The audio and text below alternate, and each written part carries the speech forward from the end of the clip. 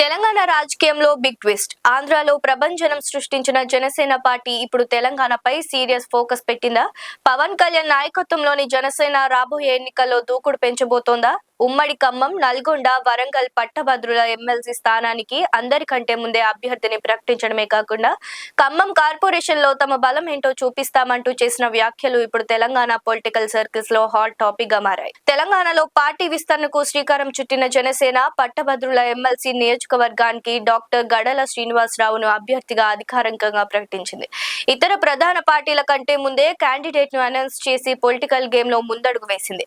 September 13న Khammam జిల్లా నుంచి జనసేన శంఖారావం కార్యక్రమానికి పిలుపునిచ్చిన నేతలు ఖమ్మం మేయర్ పదవిని జనసేన మద్దతు లేకుండా ఏ పార్టీ దక్కించుకోలేదంటూ ధీమా వ్యక్తం చేస్తున్నారు. కార్పొరేషన్ పరిధిలో విస్తృత మీటింగ్లతో పాటు అక్టోబర్ లో హైదరాబాద్ లో 5,000 మంది యువతితో భారీ జన్సీ సభను కూడా ప్లాన్ చేస్తున్నారు. ఇక్కడే అసలైన ట్విస్ట్ ఉంది. హైదరాబాద్, రంగారెడ్డి, మహబూబ్ నగర్ పట్టభద్రుల ఎమ్మెల్సీ స్థానంలో కూడా అభ్యర్థిని దింపుతామని జనసేన సంకేతాలు ఇవ్వడం ఇప్పుడు చర్చనీయాంశంగా మారింది. గతంలో ఈ స్థానం నుంచి బీజేపీ నేత రామచంద్రరావు గెలుపొందగా ఆ తర్వాత బీఆర్ఎస్ అభ్యర్థి వాణిదేవి విజయం సాధించారు. బీజేపీకి పట్టున్న ఈ సీటులో జనసేన పోటీకి సై అనడంతో మిత్రపక్షాల సమీకరణాలు ఎలా మారబోతున్నాయనేది ఆసక్తికరంగా మారింది.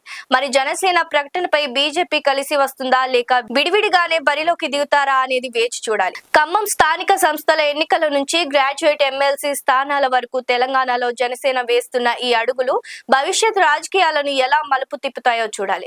మరి తెలంగాణలో జనసేన పొలిటికల్ ఎంట్రీపై మీ అభిప్రాయం ఏంటి? జనసేన ఇక్కడ ప్రభావం చూపించగలదా?